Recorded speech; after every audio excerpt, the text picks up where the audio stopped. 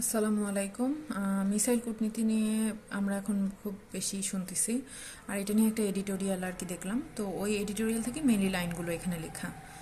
তো মিসাইল কূটনীতি একটা গুরুত্বপূর্ণ, বিতর্কিত, জটিল এবং ঝুঁকিপূর্ণ বিষয়। এটার মেইন উদ্দেশ্য হচ্ছে সামরিক শক্তি প্রদর্শন এবং ভৌগোলিক রাজনৈতিক প্রভাব বিস্তার করা।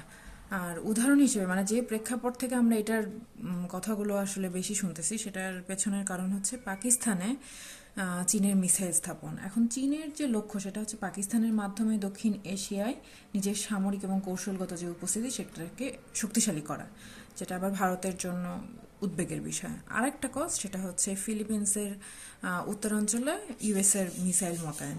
এই যে 2024 সালের শুরুর দিকে মার্কিন সেনাবাহিনী একটা মাঝারি পাল্লার মিসাইল সিস্টেম স্থাপন করছিল।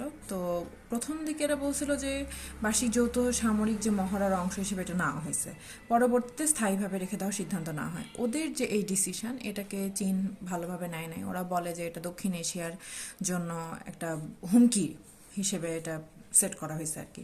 তারপরে ফিলিপিন্সের যে সেনাপ্রধান উনি আবার সংবাদ সম্মেলন করে বলে যে হচ্ছে এই সিস্টেমটা অনেক কার্যকর এবং ওনাদের যে প্রতিরক্ষা ব্যবস্থা সেটার জন্য গুরুত্বপূর্ণ। আচ্ছা, তো এরপরে আমরা আসি প্রভাব নিয়ে। প্রভাবের কথা বলতে গেলে এটার হচ্ছে নতুন যে মেরুকরণ হচ্ছে। কারণ কি, একটা একদিকে চীন তার প্রভাব বিস্তার করতে যাচ্ছে, আর আরেকদিকে হচ্ছে মার্কিন যুক্তরাষ্ট্র তার প্রভাব বিস্তার করতে যাচ্ছে। এর ফলে একটা নতুন প্রতিযোগিতা তৈরি হচ্ছে, যেটার কারণে নতুন মেরুকরণ হচ্ছে। এরপরে কি, অস্ত্র প্রতিযোগিতা বৃদ্ধি পাচ্ছে। আবার বলা হচ্ছে যে বৈশ্বিক স্থিতিশীলতা এটা একটা বড় চ্যালেঞ্জ।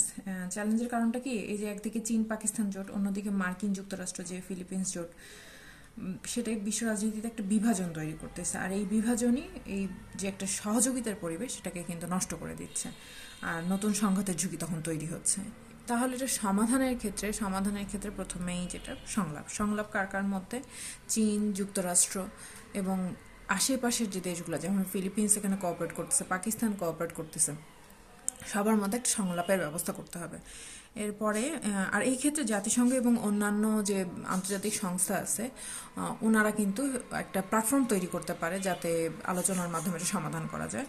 এবং আন্তর্জাতিক অস্ত্র নিয়ন্ত্রণ যে চুক্তি আছে তার আওতায় নতুন যে মিসাইল স্থাপন, এই প্রযুক্তিটাকে যাতে নিয়ন্ত্রণ করা যায়।